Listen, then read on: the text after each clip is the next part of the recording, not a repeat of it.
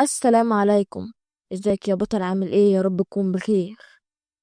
في الحلقة اللي فاتت كتبنا أول صفحة HTML، والنهاردة هنبدأ نديها شكل.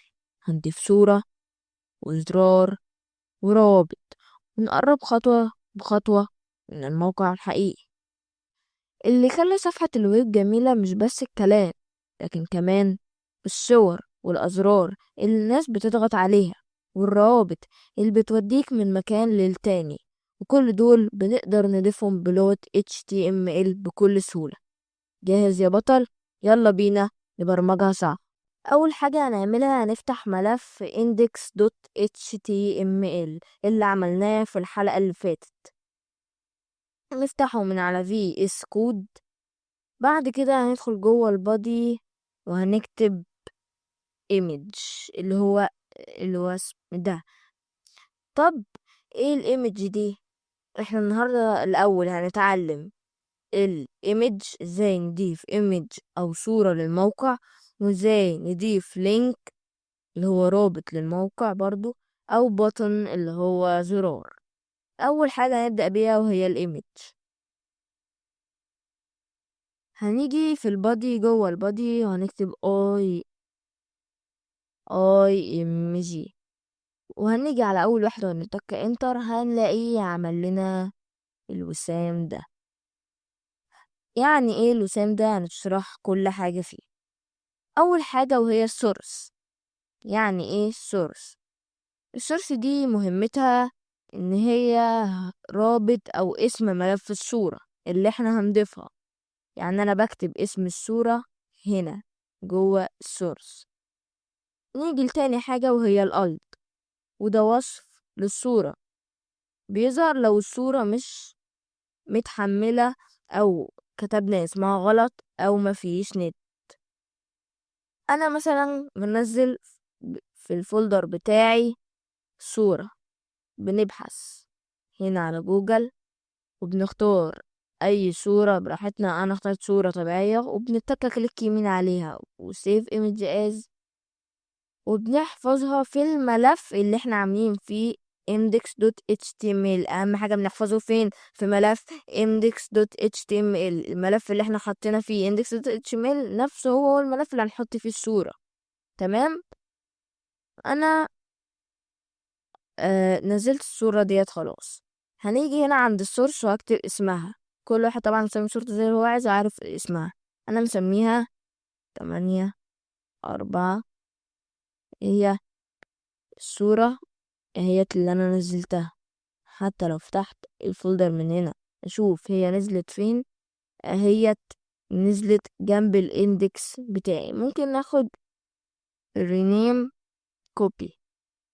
بعد كده ندخل على VS Code ونحطها. بعد ما حطيناها كده هي ان شاء الله تظهر معانا في الموقع. طب عايزين اول حاجة نحط لها الالت بتاعنا مثلا هنسميها منظر طبيعي. تيجوا بقى نشوف اللي عملناه ده عملنا ايه. هنتك هنا جو لايف وهنستنى شوية.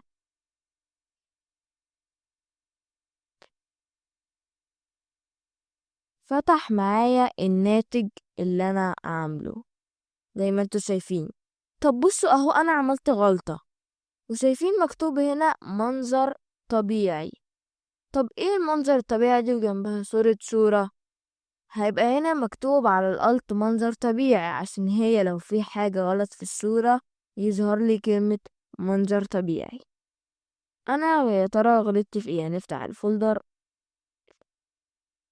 وهنيجي هنا في البروبرتيز بتاعتها وهنجيب دوت جي ونتك كوبي ونطفيها ونيجي على في اس كود جنبها ونعمل كنترول في، ونيجي هنا على المتصفح المرة الثانية ظهرت معانا. يبقى لازم الاسم ونوعها، لازم الاسم ونوعها، يبقى لازم الاسم ونوعها علشان تظهر. شايفين الصورة ظهرت معايا ازاي؟ ظهرت معايا بنفس الصورة اللي انا كنت حاططها. طب تيجوا بقى نجرب موضوع الالت مع انه حصل معانا، بس نجربه مرة تانية. شفت لو ما كتبناش دوت جي بي جي إيه اللي حصل؟ يلا بينا نمسحها. وجينا هنا اتكتب منظر طبيعي اهو، عشان مثلا كتبت اسمها غلط او اليوزر ما عندهوش نت. هنيجي نرجع تاني مكانها جي بي جي، وهنلاقي الصورة رجعت معانا تاني. كده احنا عرفنا ازاي نضيف صورة. يلا بينا ندخل على الجزء التاني. الجزء التاني وهو نضيف لينك ازاي. اول حاجة اللينك بيتكتب ازاي، اللي هو بنكتب بس حرف الايه وبنتك انتر. هو كده عمل لنا لينك.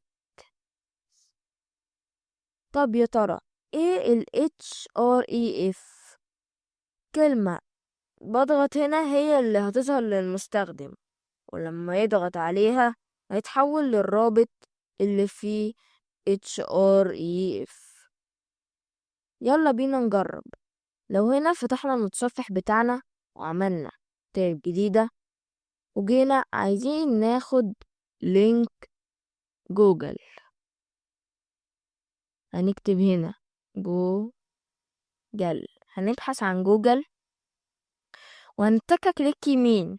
بعد ما تكينا كليك يمين هنتك كوبي لينك ادرس. هنتك ايه؟ كوبي لينك ادرس. بعد ما انتكينا كوبي لينك ادرس كده نسخنا لينك جوجل. بعد كده هنتك في الايه وهنعمل له كنترول في اللي هو بيست. بعد ما عملنا له كنترول في، معلش احنا بناخده بنحطه في ال href معذرة. بعد ما حطيناه في ال href، طب عايزين احنا نسمي ال ايه اللينك بتاعنا. هنيجي هنا في الحتة ديت اهي اللي انا معلم عليها، وهنكتب اسم. انا هكتب جوجل لان ده لينك جوجل.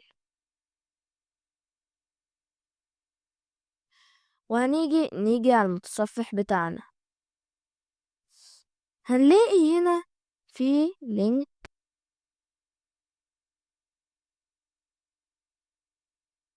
اتضاف هنا مكتوب جوجل اهو.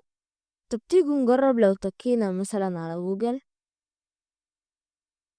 دخلنا على صفحة جوجل الرئيسية اللي كانت عندنا في الأول. معنى كده إن اللينك اشتغل معايا. يبقى احنا عملنا ايه؟ بقى هنبحث على اللينك اللي احنا الموقع اللي احنا عايزين نجيبه. بعد كده هنيجي عليه نعمل له كليك يمين. بعد كده كوبي لينك ادرس. بعد نعمل كوبي لينك ادرس نروح على الكود نحطه فين؟ في ال href ونسميه هنا باللينك اللي احنا عايزينه. كده احنا خلصنا الخطوة التانية وعرفنا ازاي نضيف رابط. يلا بينا ندخل على الجزء الثالث وهو ازاي ننشئ زرار اللي هو بوتون. لو عايز تضيف زرار على الصفحة بكل بساطة هنيجي هنا تحت، معذرة، هنيجي هنا تحت اللينك وهنكتب بي يو TTON. يعني ايه؟ يعني بوتون. اول ما نيجي هنا هنتك انتر.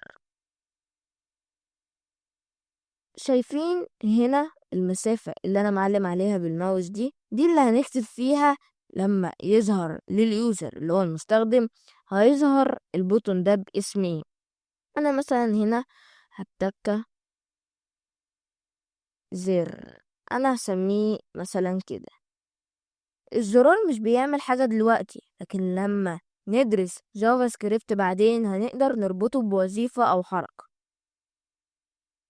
ملحوظة إضافية، أو خلينا الأول ندخل على الموقع نشوف ايه اللي حصل. فين الموقع بتاعنا؟ نرجع هنا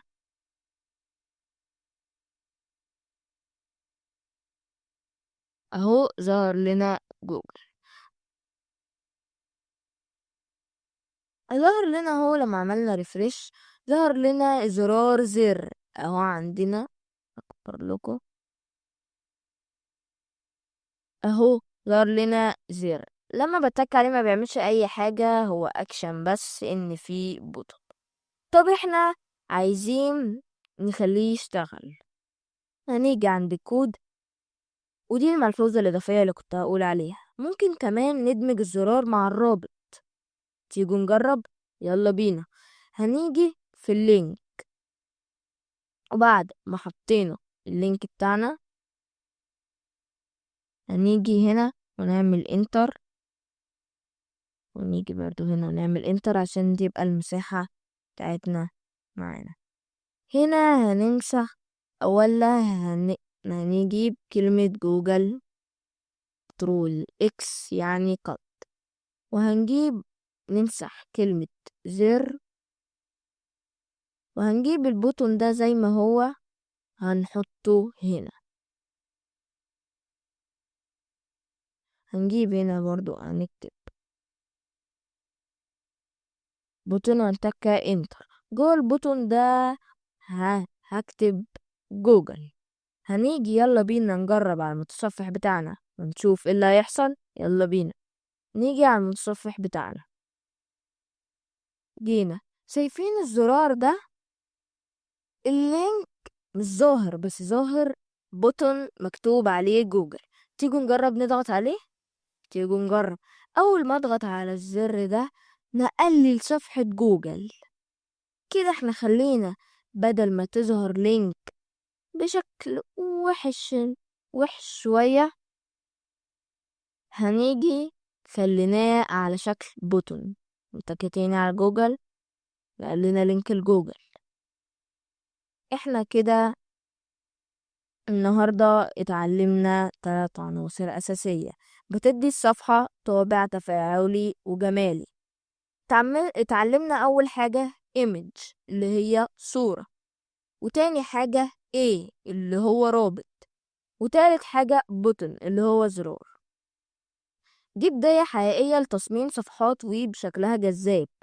الفيديو الجاي هندخل على العناوين والنصوص وتنسيق المحتوى زي المحترفين. لو وصلت للنقطة دي اكتب لي في التعليقات أول صورة اشتغلت معايا. اكتب لي أول صورة اشتغلت معايا وأنا هرد عليك فورا. لو عجبك الفيديو ما تنساش تشترك في القناة وتفعل زر الجرس علشان يوصلك كل جديد. ما تبخلش عليا باللايك والكومنت الجميل، ويلا بينا نبرمجها صح.